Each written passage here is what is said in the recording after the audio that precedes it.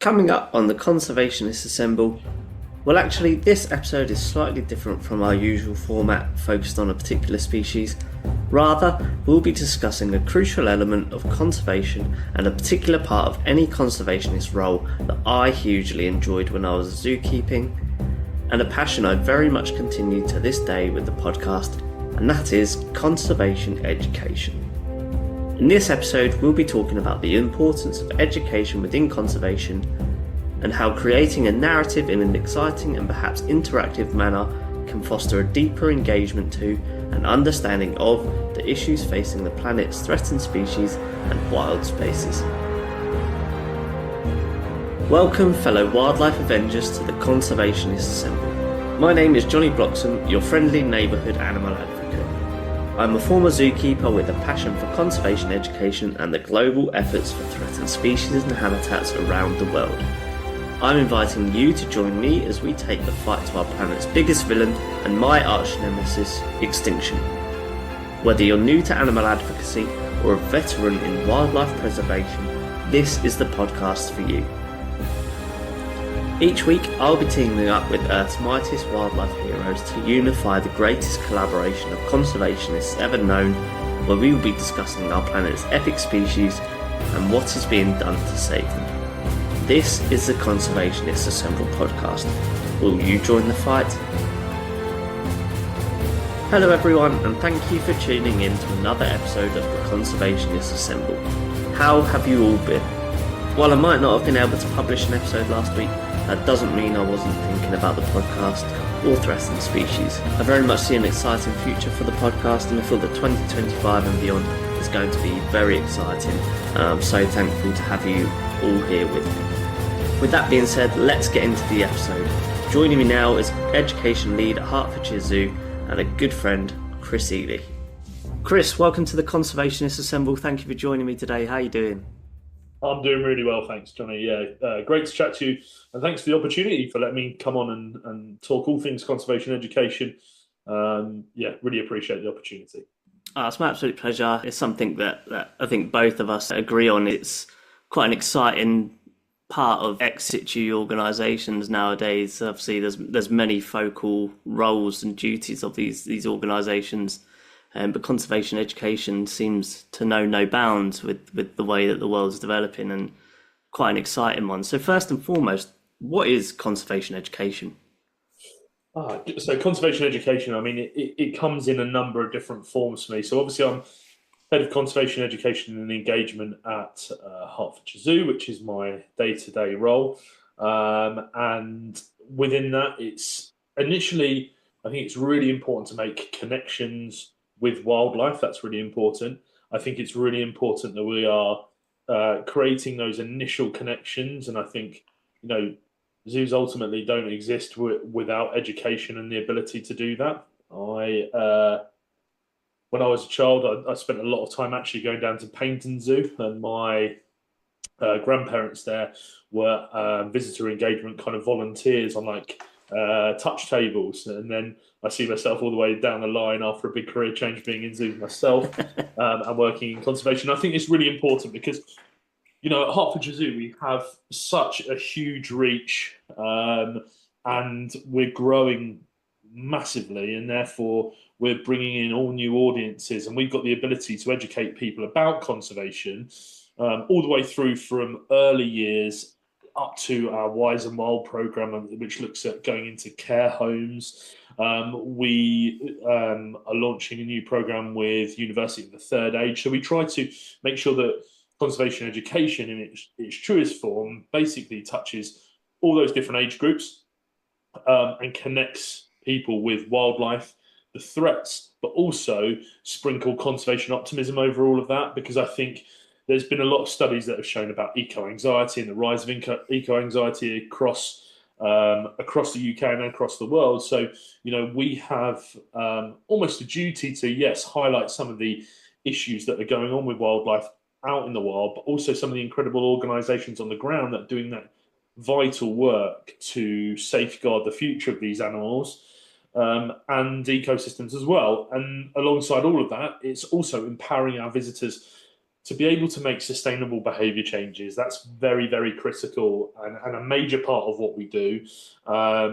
And whether that is making sure that someone's making right decisions around kind of purchasing products using sustainable palm oil or FSC wood, or considering the choices they're making on a weekly shop when it comes to seafood and MSC fish. All of those things are incredibly important. So I think we have, in conservation education, I think there's the connection with wildlife is very, very important. The deeper level understanding of the threats wildlife face across the world and on your doorstep. The organisations and individuals that are out there doing that great work to protect wildlife and safeguard their futures. And then creating these opportunities for visitors, school groups, whoever it may be, through formal, informal education opportunities, to really drive home the fact that they can have an impact as well. So in short, it encompasses all of that. I think I've kind of rambled around that answer a little bit there, Johnny, but it does it's multifaceted, you know.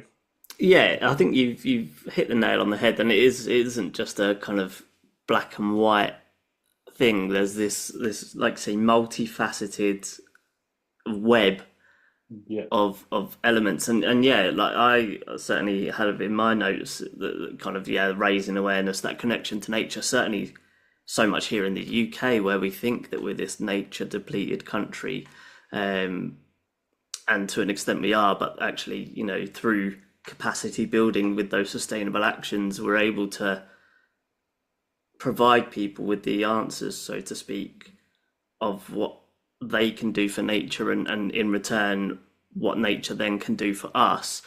But you mentioned eco-anxiety, and certainly when we think about the cost of living crisis and encouraging people to make those sustainable choices, how can we best present those actions to such people such that they start making those changes?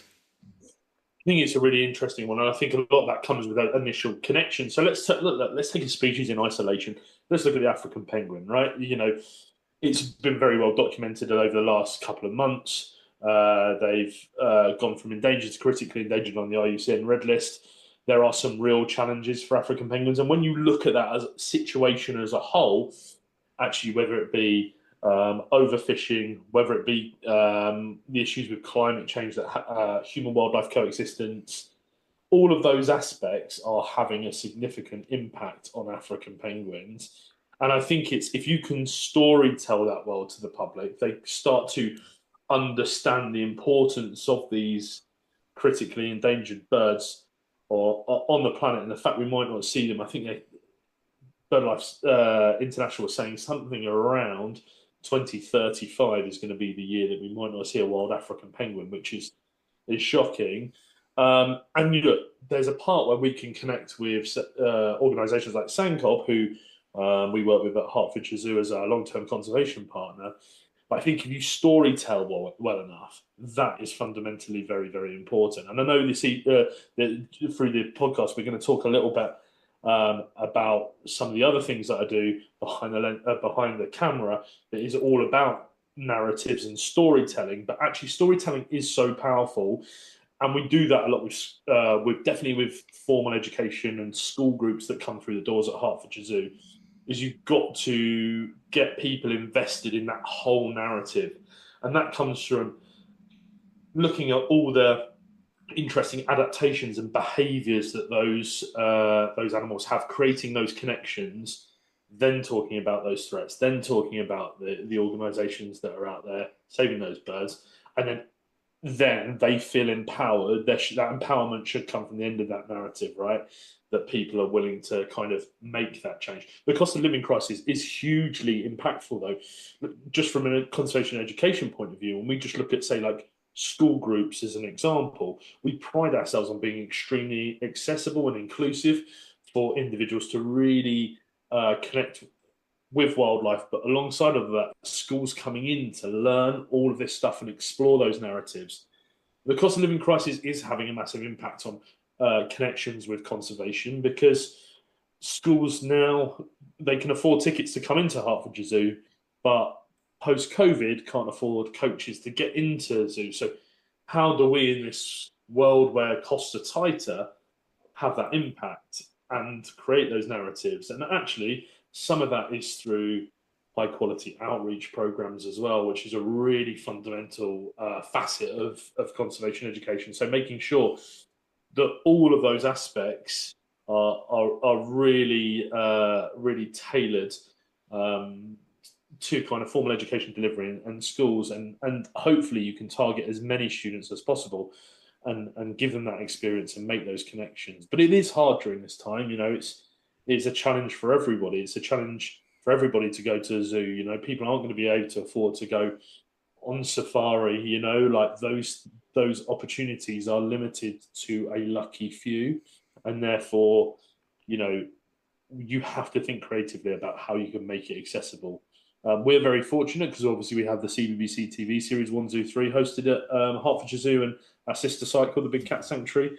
And Ty, Aaron, and Cam Whitnell, who are the stars of that show, are very good at creating those connections with wildlife through that TV program, and that's something that's accessible through iPlayer, right? So, things like that, thinking creatively about how we do those things, are incredibly important.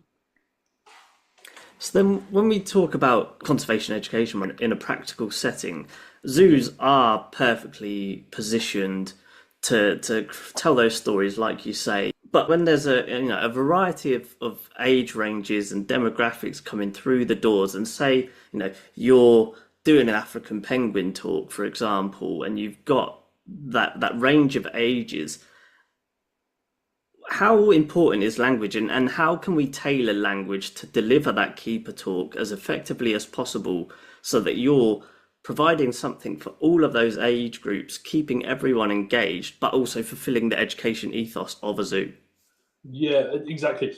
I actually think the best way to articulate this is talk about zoo interpretation. So we try to tailor all of our zoo interpretation now in a house style that is designed to be the reading age of a 10-year-old.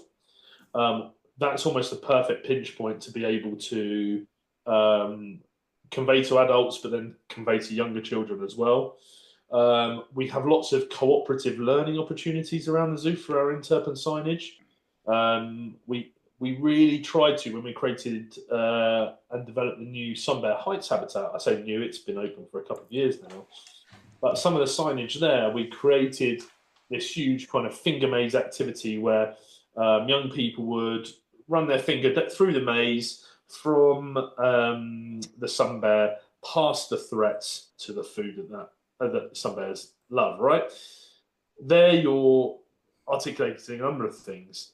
The threats that they're trying to avoid, and then you're talking about kind of diet of those animals, wild diet of those animals, So those things are really important. But alongside that, we put some quite hard-hitting conservation education messaging around Dr. Wong, who runs the Borneo and Sun Bear Conservation Centre, and his incredible work to safeguard sun bears. And the thought around how you set out, so it's thinking about these things almost in isolation.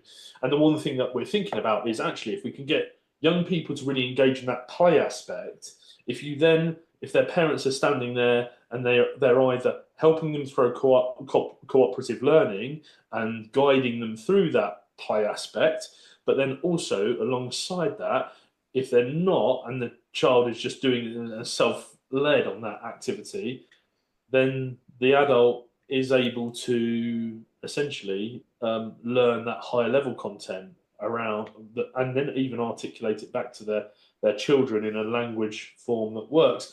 I think that's what we try to do quite a lot of with our informal activities as well, is we make sure that, there's elements in there that appeal to adults as well. So I really love when we get, when we run activities and it's almost, there's that collaborative and cooperative kind of learning going on between parents and their children. That really inspires me, because that shows that, both of them are learning. And that is an incredibly powerful thing to see if you can set something up like that. and like things like in education sessions, we use a lot of things like we try to tailor things for people to make infer things about what they're seeing. So inferences are really important. We do this amazing task about snow leopards where we basically have these mail bags from Nepal, and within them they've got all these amazing photos of snow leopards, but you can hardly see the snow leopard because they're amazing camouflage. Now, the students think they're just trying to spot the snow leopard, and that's great, right? But they're also making, after that, through powerful questioning, and making inferences about what the life of a snow leopard is like, because in those scenes, you can see their habitat. You might even see their prey species. You're going to see actually whether it's a mother and two cubs, and you're going to learn a bit more about their behaviors. So I think there's multiple different ways, and it's all about layering is really important as well. So yeah, those kind of approaches go really a long way for us, and I think if it's a good way to make sure we're hitting a number of different age ranges there when it comes to some of that conservation education content. And in terms then, because we've talked about a number of species where things are working well, such as the African penguins or the sun bears, or just things that are happening at the zoo. How about maybe the species that aren't flagship species where you're trying to get people invested in invertebrates or creepy crawlies or just things that aren't necessarily deemed cute and fluffy? How do we go about maybe empowering and storytelling for those species that don't necessarily get the attention that they so rightly need and deserve? That is a great question, and that's something that I deal with kind of outside my main role as head of conservation education and engagement at the Hertfordshire Zoo. So it's probably good for the listeners to know that I was the Bird Photographer of the Year Conservation Award winner in 2024. And this is where those species that don't get as much attention really come to the fore. So I have a huge passion for vultures. I don't know where it came from, but I am incredibly passionate about the conservation of vultures. I've worked for a number of years going out and volunteering each year out at Volpro in South Africa, and I started to use my skills behind the camera to document some of the stuff that was going on with Volpro and some of the amazing work that's going on out there to safeguard the future of vultures. In particular, the Cape vulture and the critically endangered African whiteback vulture as well. They are big focal points for Volpro's mission. Now, this is where you have to really kind of lean into the fact that actually you need to turn people's perceptions of vultures, right? Vultures historically have always had kind of been much maligned, much misunderstood. The media has positioned them in certain ways that make us have a sense and a feeling about those birds.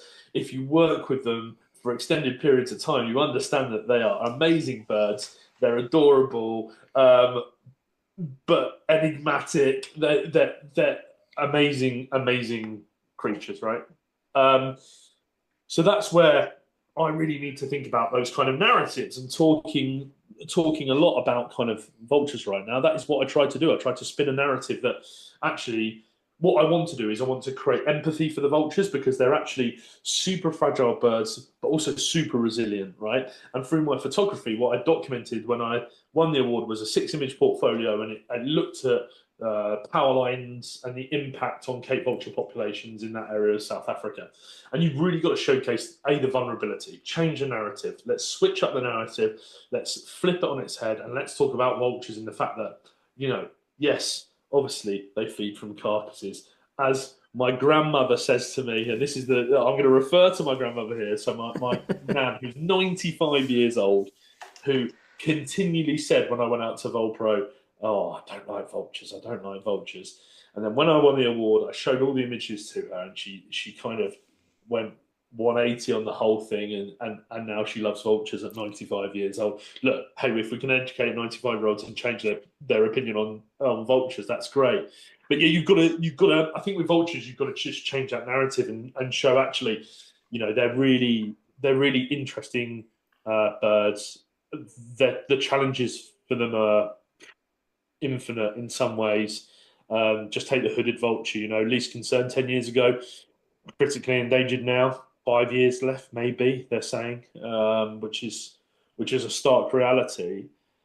But also within all of that narrative, you've got to really spin about the kind of what I like to say. So you've got to create that empathy. You've got to show the issues that are going on. And I saw some stuff when I was out of Volpro. I actually witnessed the Cape Vulture hit a power line, and then with the dedicated team out there had to put the fire out there created, but the vulture passed away. Really, really stark scene. And I've been on a 4-hour journey and then 4 hours back to find a GPS tracker from a bird that had been released that we fully believe was poached. That because we just found this GPS tracker hung off the smallest branch of a tree, it would not have fallen like that. So the assumption was that bird was poached. And you're standing there and you're looking at all these situations and you're thinking to yourself, we've got to respin the narrative on these birds, but you've also got to back those people that are out there in the field on the front line, because they are so important, right? The human endeavour that goes into some of these conservation projects, and the individuals, and I'll personally now shout out Kerry at Volpro, who's CEO at Volpro. She is an absolute conservation legend, an amazing person, and someone I'm very proud to have kind of been able to work alongside when I go out for those few weeks. And she's an incredible human being. But it's taken that one incredible human being to really bring vultures to the fore. And all I'm trying to do with that and my camera is try and narrate that story the best it can be. So vultures, definitely. And then also you've got to sprinkle that conservation optimism on there, right? You've got to give hope, right? So there was examples out in, Volpro have moved part of their operation down to Shamwari in the Eastern Cape. And, they're seeing wild vultures coming down to the feeding sites down there in the rehab open aviaries. They're coming down and feeding off those carcasses, and actually feeding off the carcasses now of dead animals that are being found across the reserve for the first time in many years. These are conservation success stories that need to be highlighted. So, but it's getting buy-in, right? Because buy-in is so important for, especially in a zoo world, right? We're very, very conscious of animals that get good following on, let's talk about capybaras, right? Pop culture dictates that meerkats were popular, now it's capybaras, right? So any of that content, is going to go through the roof, right? And all of that stuff is super important for creating those connections. Actually, a skill and art is being able to do that for species that are unknown or underappreciated, right? And I think a lot, actually, when you see a lot now, obviously, pangolins, we've gone from being 1990s giant pandas, figureheads for conservation. Probably the majority of the population of the world had no idea what a pangolin was. Mm-hmm. I would suggest that is starkly different now, because they've almost taken on that mantle as, along with probably rhinos, maybe as as those species that are at the forefront of people's minds when you think about conservation. But yeah, it almost sometimes feels insurmountable, the challenges that wildlife has just generally. But you also need these individuals, and you need people to just back a species. Mm-hmm. Does that make sense? Yeah, absolutely. Just go all in. Just go all in on vultures. Go all in on helmeted hornbills. I think about some of the organisations that I've been lucky to go and see their work. Go in on Visayan Pteryctic hornbills as an example. It's through the Talarak Foundation that I've kind of been out and seen some of their work. You've got to have these individuals who are willing to go all in and put all their chips and all their stake on those animals. And that's why I think when people turn around to me and go, I don't really like vultures, that does frustrate me, because actually, yeah, they're pretty amazing birds, But hopefully that kind of brings in some other elements there, I guess, Johnny, as well, of some of the other stuff that I do. but definitely the narration of what goes on in vulture conservation is really important to me. Yeah. Yeah, and it definitely does show, and it obviously goes hand in hand because you can use elements from what you're seeing and achieving in the zoo. I'm sure in elements of your Yeah. work with Volpro and vice versa kind of thing. That kind of marriage of in situ and ex situ. Obviously, we know that it's not an us and them thing, and that they both working together are going to be the ultimate difference maker. And then that third crucial aspect is the visitors. If you could like sit down with visitors and just be like, this is what I would like from you when you were to visit a zoo, what would that be? Just so that it not makes your job easier, but just to give education and the best opportunity it can get.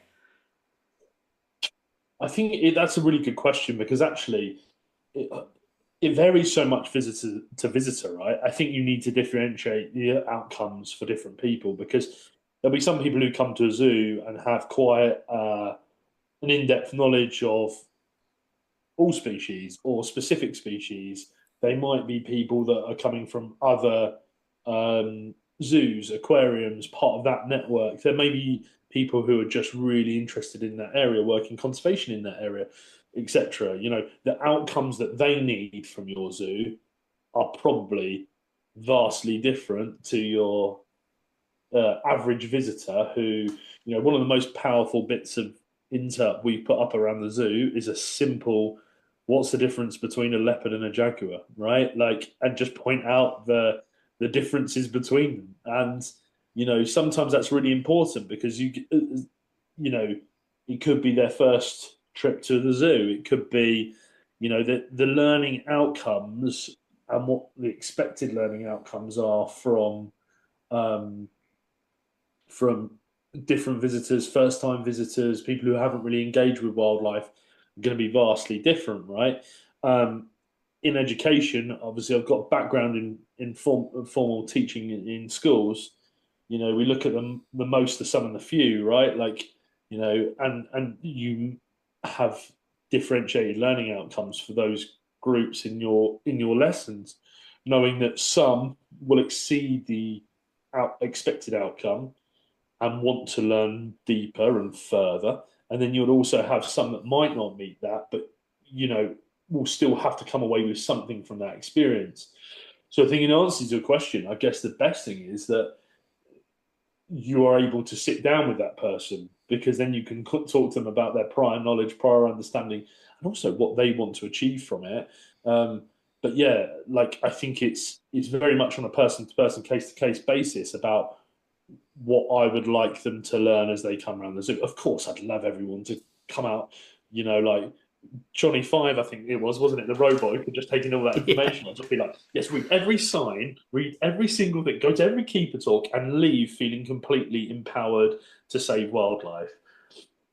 We know that's not the case, and we know, especially like Hertfordshire Zoo, very tailored to young families. It's a good fun day out. There's other aspects across the zoo as well. What we need to do is capture those people that might come for the dinosaurs or the soft play or all those different other elements, and actually go, well, hang on, we are here and we are a purposeful organisation that is trying to do the best job we can to educate about wildlife and contribute to conservation as well. So off the back of that, then, how do zoos assess the effectiveness of their education programs, and what methods are in place to ensure the continued success and advances in the education methods used?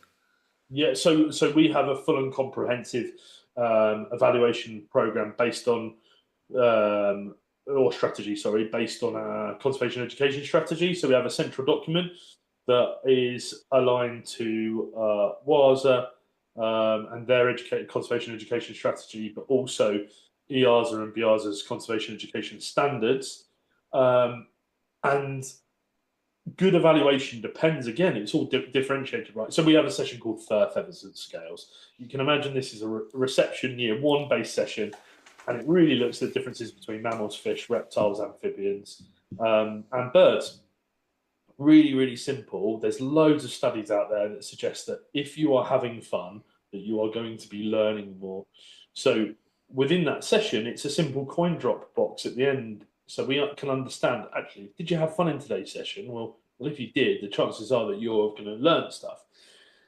As you go further up the age ranges, you can make those evaluation processes slightly more detailed. So for our Remarkable Rainforest session, which is a slightly older audience in formal education sessions, we actually send out reflective postcards that the students then write their reflections on, and then they put them in a stamped addressed envelope, send it back to us at the zoo, and basically we can look at some of their responses. So we look at their responses and evaluate it based on their responses. And then when we go right up to the top end, when we're working on some of our post-16 and FE delivery, we have almost, so we've worked with Unifrog, which is the largest careers and destinations platform in the UK. The reach is absolutely huge, and we've been on the top 5% of content on there. But we created a course called The Role of Zoos in Conservation. And it's a really, really powerful 7-unit course that students can do, adds into their profile. But fundamentally, at the end of that, at the start, we ask them, on a scale of 1 to 5, what do you think is our zoo's roles in conservation? And often it's very mixed across the board. But by the end of that course, we've reframed that and taught them about the role of zoos in conservation. And therefore it's 4s and 5s, and largely 5s at the end, which is very impactful, right? The relationship between the two. So we're evaluating also that change in opinion as well. So hopefully those young people are going to come and visit more zoos, engage in all of that kind of stuff. And then you can do kind of evaluation around dwell time, around interpretation, around habitats. Our new native species area at the zoo, 9 sand lizards in there, probably got the best dwell time because people are searching for them and they're interested, and the chances are they're going to stand there and read more of the interp because they're spending more time there. The longer you can hold people in a set location, and the learning can extend, right? We talk a lot about increasing that dwell time, creating those habitats where people want to stick around and learn more, not just feel like people are going on almost like a shopping trip and ticking off animals like you would on a shopping list. Oh, there's a okapi, there's a tapir, those kind of things. I guess sometimes people just see the animal, they're happy they've seen the animal, they take a photo on their phone and they move on, right? But we've got to try and keep them there, because if you keep them there, they're going to learn more about those species. So all of those aspects are embedded in our evaluation, so we can really start to know, and it's on a very basic level, but that how they've connected. And we have quite a young audience at the zoo, so actually our kind of education sessions are fairly short, sharp, punchy sessions, right? When we do some of our more detailed program for post-16 and FE, we have a greater chance to get more data out of that, And you mentioned that the network of kind of BIAZA, EAZA, WAZA conservation strategies, and aligned with the role of zoos in conservation program. Yeah. So what is the benefit of having that network of people coming together and discussing their experiences with education, and kind of what does that do for education as a whole? Well, I think I think everyone has a role and responsibility to be able to drive forward the quality of what we're doing across that network. I don't think you can stand idly by and just imagine that you're doing a good job. You need to reflect on that. You need to see what other people are doing. That needs to basically drive standards forward. We're not as big as Chester, we're not as big as ZSL, but we punch way above our weight in conservation education, and that's because we've got a great team, and hopefully good leadership of our team. But look, we push hard, and we're always thinking, we're always adapting, we're always changing, we're flexible, we're adaptable, we're always looking at outside influences, like not just in the zoo world. Like we need to. The zoos and aquariums need to be open to learning from everyone when it comes to education. Museums are really, really important. Just those learning opportunities in museums. They don't have the luxury of a sun bear walking past. They have to create those learning opportunities. So I think it's being open to learn. And actually, I've learned at some of those conferences, I've learned some amazing things from zoos that are smaller than we are and that have a smaller team. And we still have quite a small team, but you need to. It's also about checking that ego a little bit. Check that ego at the door. Go in with an open mind. That's good. But also, all of the stuff that we do should really drive everyone else forward, right? And I would like to think that we get driven on by zoos that are smaller than us, and we take inspiration also from zoos that are bigger than us. But I'd like to think, the Chesters and the ZSLs and the RZSs of this world are looking over their shoulder going, oh, look what Hertfordshire Zoo are doing, and actually this is really great, and are we pushing at this in that kind of way as well? So, of which of course they are, but you can also have an impact without even working in those organisations, right? Collaboratively and collectively, it can just be driven forward, and I think that's the power of some of those conferences. And we're actually hosting the BIAZA Conservation Education Conference at Hertfordshire Zoo in November. And for me, it's about like those conferences have to be full of practical takeaways, which are differentiated for different collection sizes. So we need to push, and we need to give people opportunities to learn. Like at the zoo, and this is with my old kind of teacher head on in past life, but I was assistant head teacher director of sixth form in a secondary school. I was responsible for quality assurance of teaching across the school, so teaching and learning across that school. And let's be frank, like when it comes to it, zoos are, should think about how they're educating in that way. Pedagogical theory, they should be thinking about teaching and learning strategies. I'm not sure everyone is. We definitely are. We have a focus on questioning, the power of questioning, how a good question actually can really enhance learning. I'll give you one example, which is really, really important, right? Okay. So essentially, I imagine most educators, when they ask a question, will wait for someone to raise their hand and ask them directly what the answer to that question is. Okay. Well, I need to assess the understanding of every single student in that classroom, right? So fundamentally, if I just point to that student, I'm getting an answer from one student. I don't know whether that's a high achiever. I don't know their prior attainment. I don't have access to that information, right? They might be a real high achiever. They might not be. You don't know what their prior knowledge is.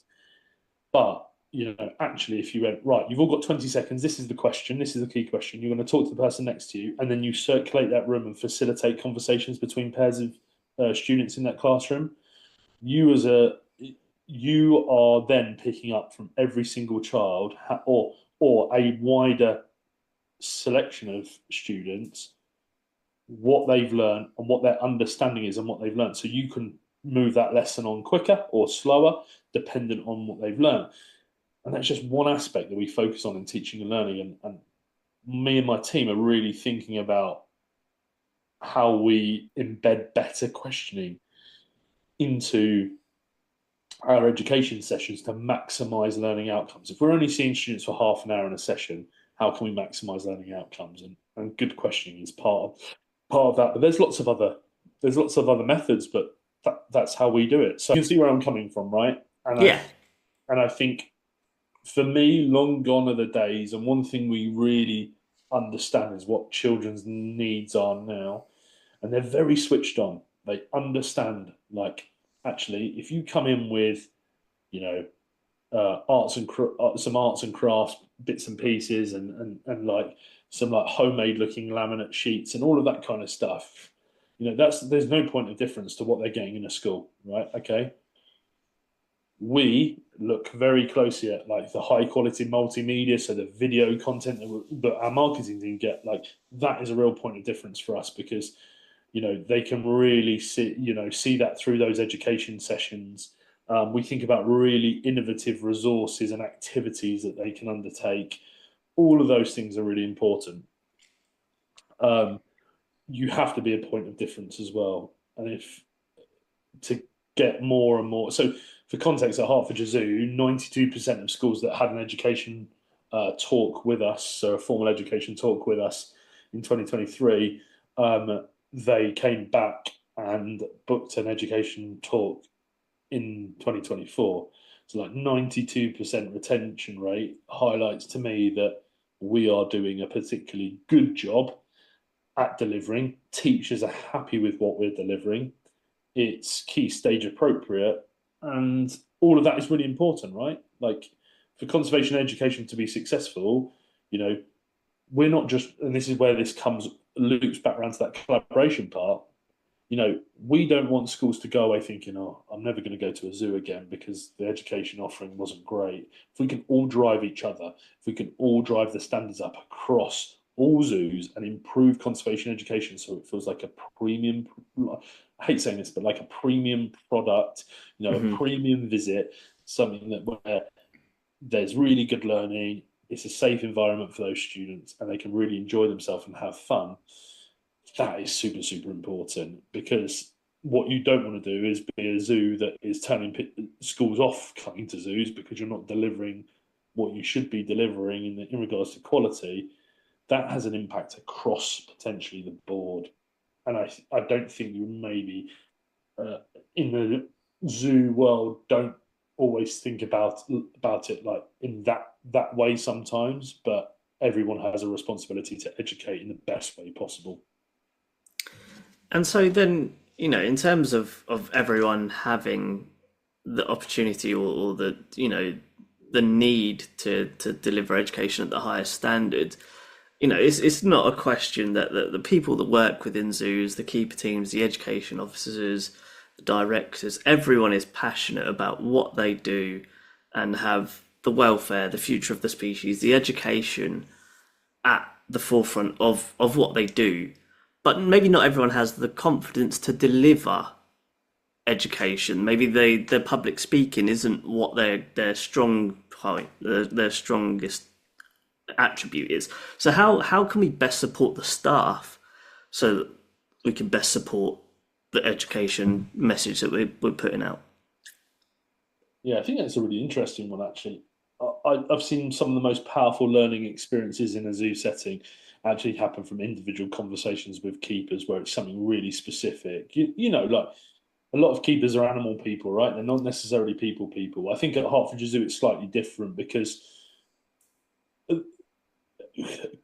education is so embedded in the fabric, and actually we're quite a small site in some regards. So if a keeper comes out of a keeper door, they're right in a busy thoroughfare of visitors. So being customer facing, I think, really does help. But actually, some of the most powerful learning experiences in zoos happen when no one else is listening, and it's a one-to-one conversation that you're asking a keeper as they're going around about something specific you're seeing right there. So it might be, a jaguar interacting with some enrichment, and then that keeper has that conversation with that person. Actually, that one-to-one time is something that they'll remember, and it will be memorable. And actually making something memorable actually means that knowledge retention is probably more likely to stick in there. And knowledge retention is really, really important. There's a learning retention pyramid that we talk a lot about, that people will learn in different ways. They'll retain that information by learning in different ways. So if it's simply listening to something, they're probably going to retain 5% of that. But actually, if it's doing something, they're going to retain 70-80% of doing that. If it's teaching someone else, high chance it's like 100%, right? So we need to think about it in that way. And actually, those memorable experiences are really important. So even those keepers that maybe lack the confidence to, as I will do, is be my bombastic self in front of a group of anyone who will listen. Uh, I think individually, those actually some of the most powerful conversations I've had have been one-to-one conversations where I've probably chewed someone's ear off about vultures, even though we don't have vultures at Hertfordshire Zoo. I've somehow managed to curveball it round. But those things are really powerful, right? Like like you can't underestimate and downplay how important a one-to-one conversation with a visitor is.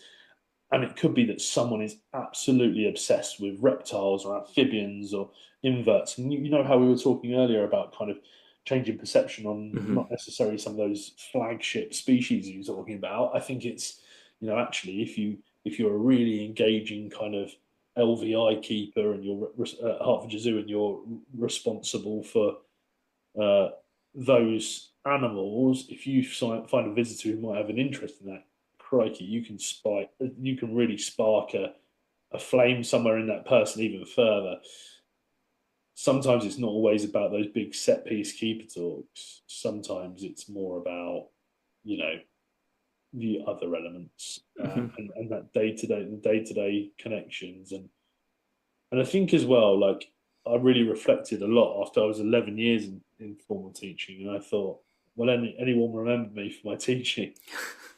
And there's set moments, where really powerful moments that I reflect back on in different settings and with different students, where I think actually it sounds a bit corny, like those teacher recruitment videos where it's like get into teaching. And you think, and sometimes actually those things do happen, and like maybe because of the stress and pressure of school based education here in the UK, maybe a lot less than you would think because of the other pressures, or maybe just sometimes you don't have because you're so busy the time to reflect on that. And I think sometimes maybe zookeepers they're so busy looking after their animals, actually, do they have the time to reflect on that individual conversation that they've had with someone and go, wow, actually, I really changed the narrative of that species. I really gave them something to think about, or really put a question in their mind to really think about what they're doing in their day to day lives that they can improve.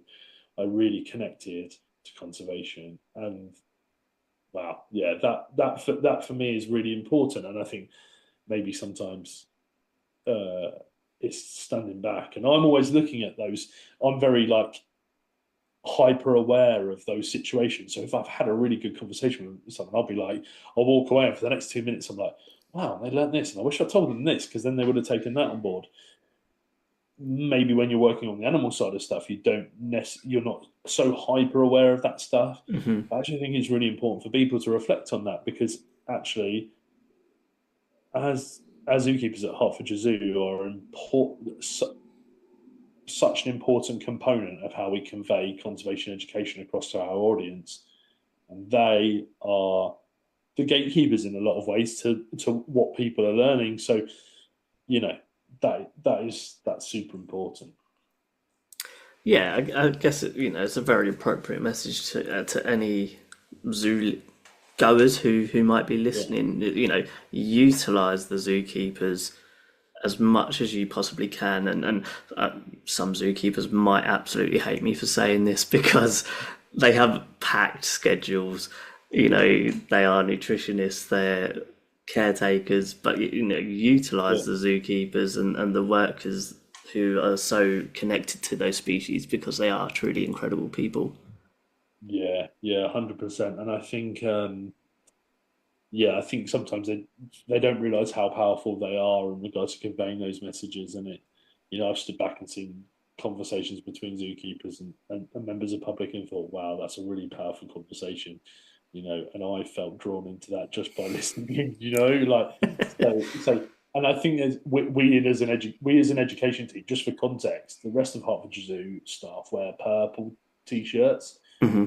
We on education wear green, the same as the zookeepers, because we actually believe that young people really want to hear from the people that look after the animals and are part of that zoo team, or at least that wider conservation team as well. So, like I often will talk about some of the experiences that I've encountered across the world in conservation with different species, and actually they love that. They love people who are involved with the animals. That's not to devalue anyone else's role across Mm, definitely not. Hertfordshire Zoo, but when it comes to education, those those young people, they really do connect to the green t-shirts. Yeah. I love that, and I think we've certainly, cemented, and I'm sure probably people are aware of how important conservation education and how much of a role it is within a modern zoo's duties. But yeah, I think we've probably really touched on and cemented that in people's minds when they are now visiting the zoos in the future. So before we move on to look at what you get up to outside of Hertfordshire Zoo, are there any just last points about conservation education that you'd like to add? Yeah, I think I think what we've touched upon, and I think these are the key kind of takeaways from my perspective, are that collaboration is so important to drive standards forward across all zoos, and everyone needs to be pulling their weight to have high quality conservation education. I think we can't. The other point is that we can't downplay how important the role of a conservation educator is in making those initial connections, talking about the challenges for wildlife, and then also sprinkling in that conservation optimism around some of our conservation partners and individuals and organisations, and then creating that sustainable behaviour change. And I think as well, it's really, really important because, conservation education is incredibly important. A lot of zoos are, commercially driven, but actually, if you have a really good conservation education program, it can be not only profitable for those zoos, and people can justify their own existence within those organisations, which I think is sometimes what conservation educators have to like almost justify their roles, Hmm. because it doesn't directly maybe impact huge amounts of income and all of that kind of stuff. But for us, it certainly does, because the quality of the teaching, the quality of the delivery that we do has brought in more numbers, and that generates more income. That gives me more staff to drive more sessions, and that has more impact. So yeah, that's really, really, really, really important. So those kind of things are kind of key reflections for me about the future and importance of conservation education. And I think as we move further down the line, and maybe we start to lose some of these species that we've maybe talked about, which would be absolutely horrific, at some point there is going to be have to be a change, and that is going to be led by a lot of conservation educators that exist in all organisations across the world that are trying to protect wildlife. Yeah, real food for thought there.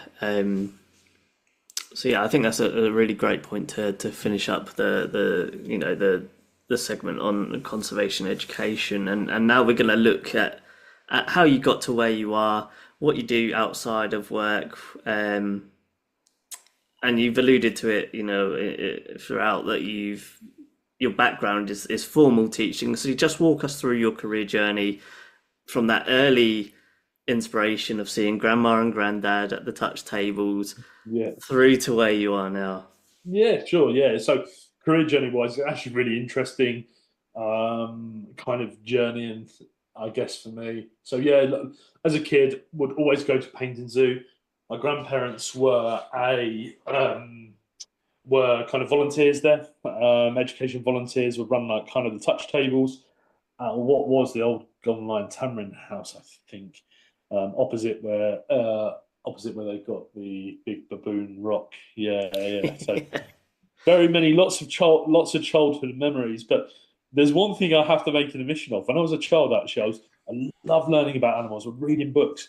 But actually, I was attacked by a dog when I was a child, and I had a real fear up until about kind of like 12 years old, 13 years old, of animals. I like love learning about them, love going to zoos, but actually anything free roaming, I was a bit like, but obviously quickly grew out of that, and I have 4 rescue dogs now, so that hasn't really impacted me at all. Um, so yeah, so then I went on, and I actually trained to be a PE teacher initially. I played a lot of sports, so hockey was a big sport for me, and kind of what I played a lot of university and club hockey as well, and was a PE teacher. But like with many PE teachers, you have a really good rapport with a lot of pupils that maybe have some slightly challenging behaviour but might be good at sport. And soon moved into kind of more of a pastoral role. Worked in 3 different schools over an 11-year period, and I led the 6th form that I managed at my final school to Ofsted Outstanding, which, for anyone who knows about education or has read anything in the press, probably doesn't mean a hell of a lot now. Not that I'm dissing Ofsted, but yeah, I am. And then basically, I kind of got to a point where I was like, I wanted to experience something else in education. And I thought, actually, this is a nice opportunity. Maybe 11 years, leaving a bit of legacy at the school of the Ofsted Outstanding for the 6th form. So I decided actually to take a role with the Peter Jones Foundation. So I actually became senior program lead at the Peter Jones Foundation. So Peter Jones, as in Peter Jones from Dragon's Den. So I was running education programs for 2.5 years across the country, national enterprise and entrepreneurship programs. So giving funding to students from disadvantaged backgrounds to start their own business and give them access to like amazing entrepreneurs from across the UK and the world,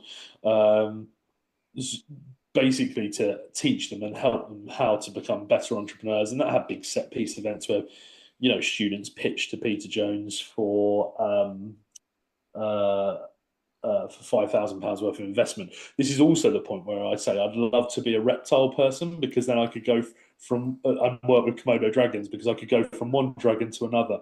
Like that would be my that would be my fake autobiography title. And I did 2.5 very happy years there, but a lot of that was through COVID. I really realised that I'm not someone that's going to be stuck behind a computer screen all the time and working remotely. And actually, just a few things aligned for myself and my wife that meant that I actually had the flexibility to go and start. And initially, I was like, I really want to be a bird keeper. That's what I want to do. And I love birds, and I have spent time on the bird section at Hertfordshire Zoo working as a keeper. But fundamentally, the educator in me does not die. And actually, I've seen that I can have a huge impact with the educational experience that I've got to drive stuff forward and make conservation education the heart of what Hertfordshire Zoo does, which is super important for me. And yeah, alongside all of that, I've always been really passionate about photojournalism, basically. And in 2017, I was shortlisted in the new talent category for the Travel Photographer of the Year, of a sequence of images of mud wrestlers that I took in Varanasi.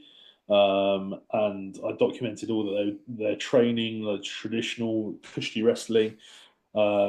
Even documented myself on the last day. They asked me to strip down to my pants and wrestle one of the guys that I lost quite convincingly. But that is always one of my kind of funny travel stories, that there was a group of tourists that were walking past in Varanasi, and all they saw was me wrestling in my pants in this kind of interesting setup.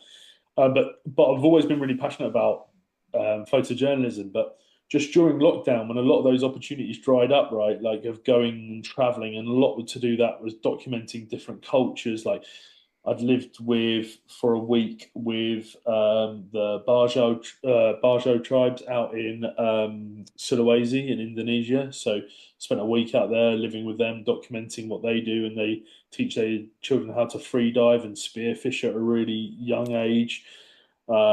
Stayed with a family there, and just incredible like experiences, and the wildlife there, like Sulawesi crested macaques as an example, but tarsiers and knobbed hornbills. Just incredible place for wildlife, right?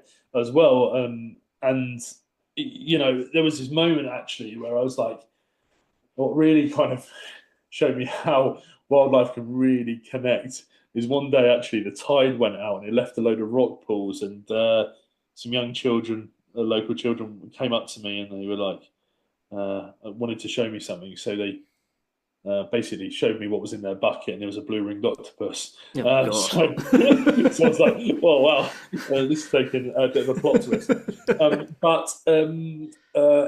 all of those things were really inspirational. But I put my camera down for years, from lockdown until probably about my second year at Volpro, and I just thought, actually, this is a chance. When I was at Volpro, hang on a minute, I'm seeing this stuff, and there's a chance to document the rescues. And there's this one image that I took with Clarence, one of the guys that works out at the Hartsby Port site for Volpro, and we had to go and, because I was quite hands-on as a volunteer as well. I wasn't out there just to take photos. I was, lugging carcasses around left, right, and centre, right?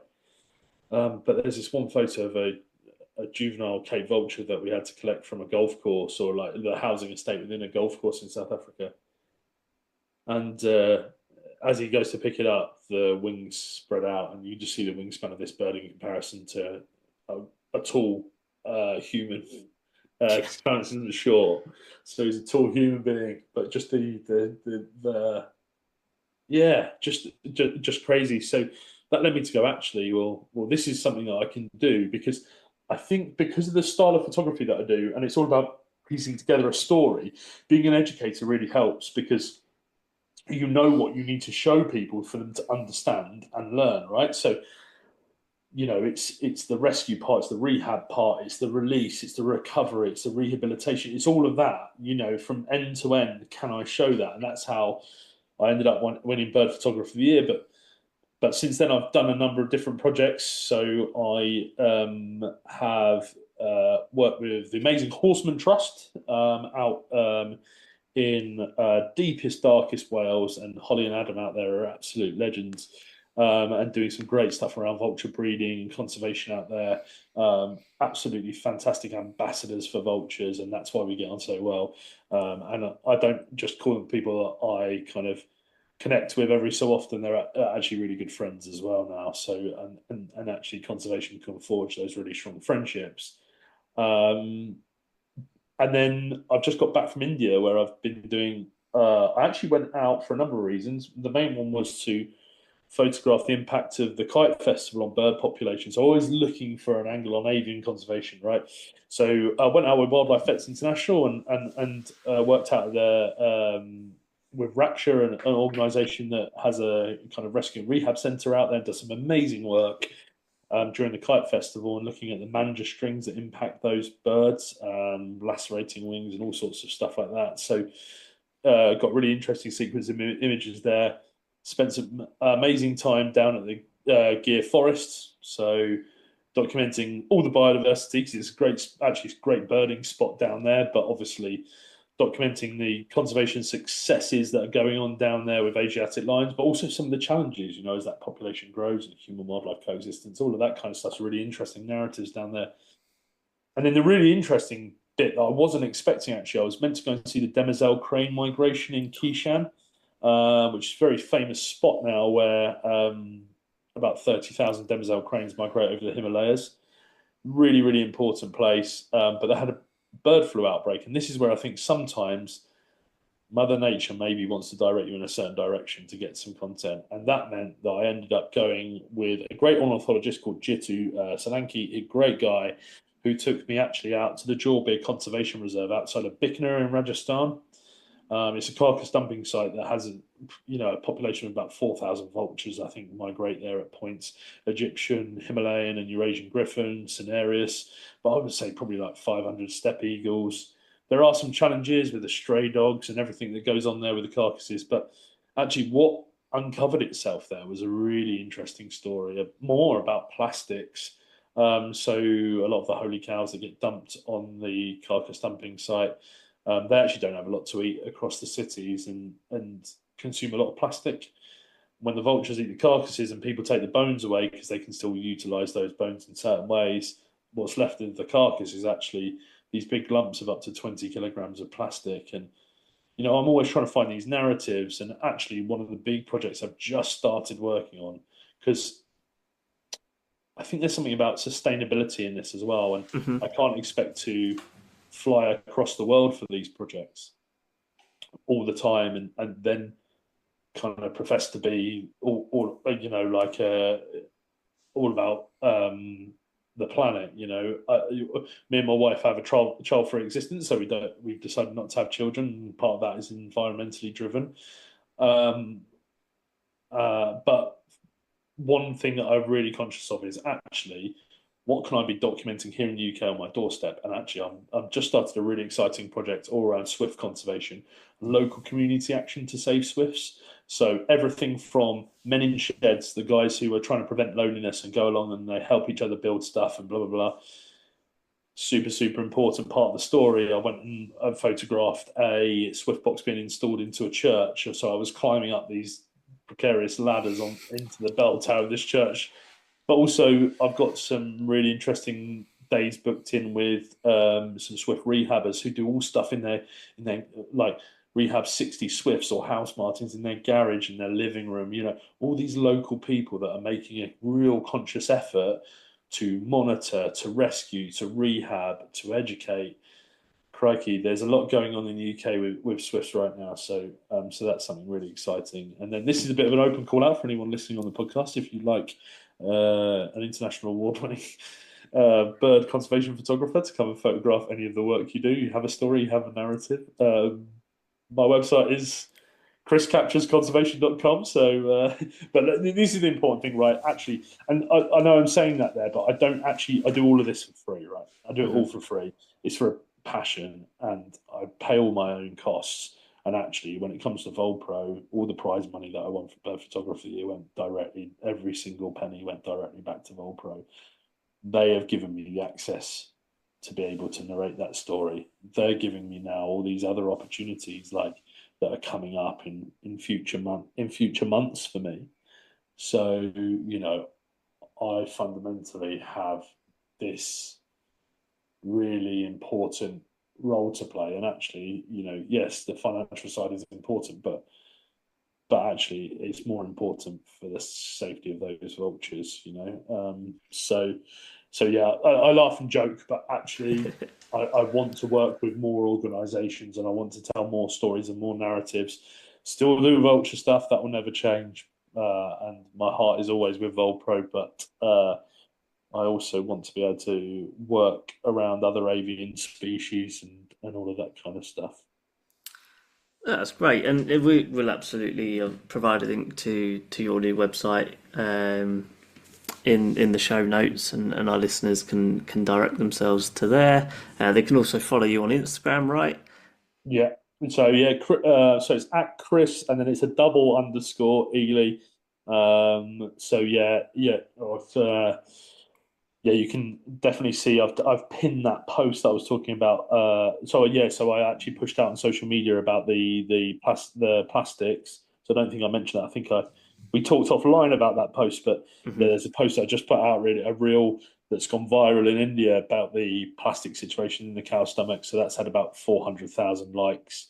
There's 400,000 views and about 20 odd thousand likes. So it has really taken off. So so check that out and see what you think. And any feedback is good feedback, right? Absolutely. At least people are watching, and yeah, feedback is ultimately what sparks improvement at the end of the day, isn't it? Exactly. Yeah. It allows us to develop and move on, right? And we talked a lot about that tonight. About all of that is really important. Yeah, it really is. So, Chris, I think you've given a wonderful insight into where you've been, where you're going.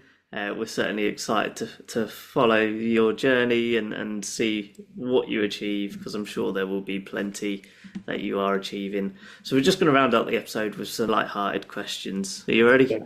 I'm ready as I'll ever be, Johnny. If my signal drops out, that's actually just me just doing some thinking time, right? So, Chris, we've learned a lot about what makes you tick in terms of the animals that inspire you, but are there any dream species that you would love to work with or to see in the wild?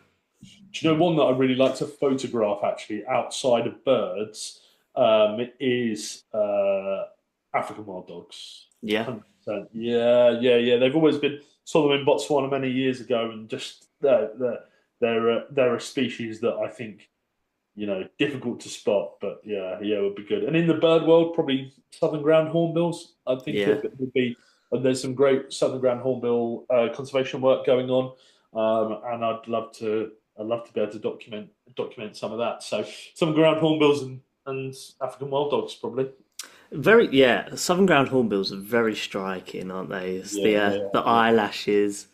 Yeah, popping yeah, against that vivid red. yeah, 100%, 100%.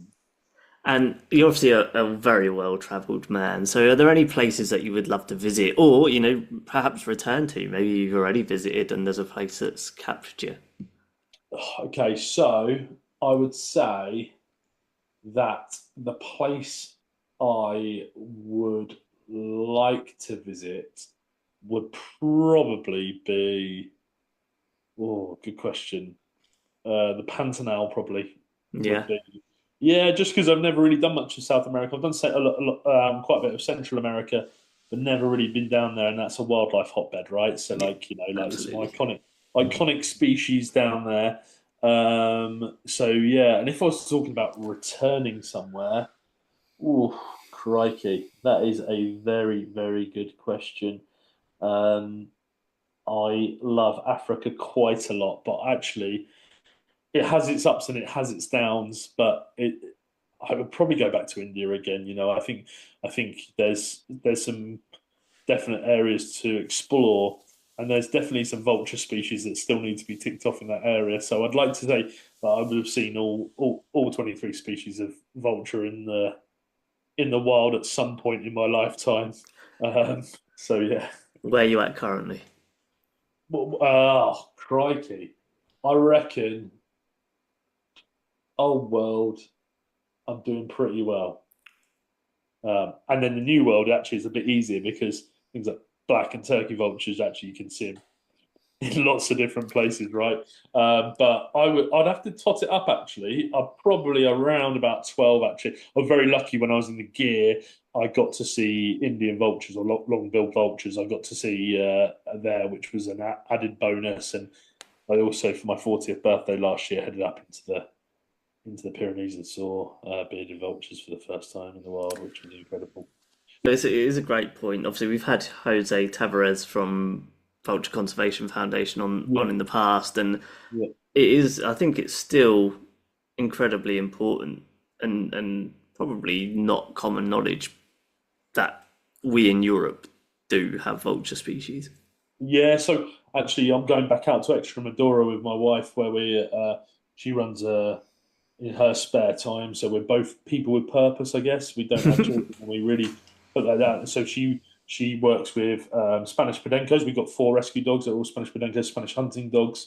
So we're going to do a split trip out there where she gets to do some Podenco stuff and I get to do some birding. But yeah, down there in Extremadura, there's some great spots, but also up in the Pyrenees as well. There's some in the Spanish Pyrenees. There's some great spots. Actually, Spain has some really interesting bird species and very interesting when it comes to vultures as well.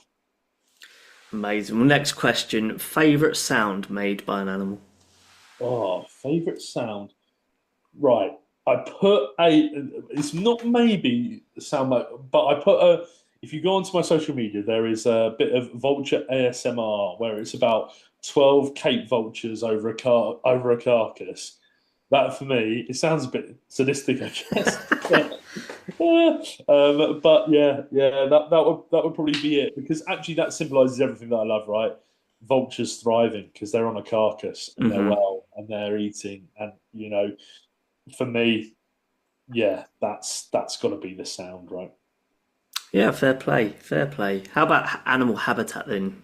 You've been to these places and you've seen mixed terrains.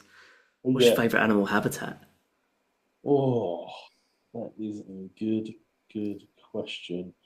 I would probably say, oh, I mean, look, this is going to sound really like I've probably got a better answer. So no, actually, I'm going to say this. I was going to go for the Masai Mara, but I'm actually not going to go for the Masai Mara. I'm going to go for Etosha National Park. So that those kind of the salt pans up in Namibia. Yeah, that's something else. That's a different kind of safari experience for me. And yeah, I had some really interesting travels up there. So I'd say those kind of that habitat is just very stark. Feels the end of the world, right? Like, it feels like it could go on forever. Hmm. Um, but really interesting place to photograph and see wildlife. Fantastic, great answer. How about an ability of an animal that's just awe-inspiring for you? You know, there's no shortage of amazing things that animals can do that we can't really wrap our heads around. Yeah, yeah. Um, oh, that is a good question. That is a good question. I'm gonna go vulture. I'm gonna go vultures again, right? Yeah, I'm yeah. gonna go, I'm gonna go bearded vultures, like the ability to swallow a whole bone and then have that like pH 1 kind of like stomach acid to that. Yeah, I mean that's just insane, right? Like I'd love to be able to actually make my trips to KFC so much easier if I could do that because I wouldn't have to like try to like strip every last sinew of chicken off a hot wing, right? We could just all go down in one. Don't tell my wife that I still go to KFC. Shout out to KFC hot wings. After a day of fighting extinction, how do you relax? Yeah. Um, how do I relax? Oh, Secret trips to KFC. yeah. Do you know what? I'm actually like this doesn't sound that relaxing, but I'm really into. I like to stay on top of what's going on across the globe. I Mhm. love listening to politics podcasts. It just keeps me in tune in what's going on. I did politics in A level, and I still love that side of things. So definitely the rest is politics. The rest is politics USA. Both of those, especially the USA version, are quite interesting at the moment. Um, I wouldn't say it's mainly relaxing; it's quite stressful. But yeah, I love to listen to a podcast, right? And actually, yeah, politics podcasts. I sound quite boring there, don't I? But Not yeah, at all, yeah. mate. I'm going to end up sounding like Keir Starmer. So Keir Starmer by the end of it. Yeah, okay, yeah, I'll say that then. I'll say podcasts. And we've obviously mentioned how our listeners can follow your work. So, last question: do you have any final messages for our fellow wildlife avengers out there? Pick a species, back that species, go all in on that species, and save that species. I think that for me is the key message. Is yeah. That last question, Chris, thank you so much for teaming up with me on this episode of the Conservationists Assemble. It's been an absolute pleasure to chat with you on this topic that we're both very passionate about and hear your vision for how we can do our bit for threatened species. I certainly look forward to seeing what else you achieve both in and outside of Hertfordshire Zoo and wish you all the luck in the future. Johnny, it's been a real pleasure. I'm sure we'll catch up in person at some point soon. But yeah, thanks for having me, and it's been a great opportunity to just chat about my job that I love and everything else around the outskirts of that. Yeah, so thanks very much, mate. And of course, a huge shout out to you, my fellow wildlife avengers, for tuning in. Be sure to follow Chris's work on Instagram or on his website, both of which are linked in the show notes. If you enjoyed this volume of the podcast and wish to join the fight, please follow and rate the podcast wherever you stream from.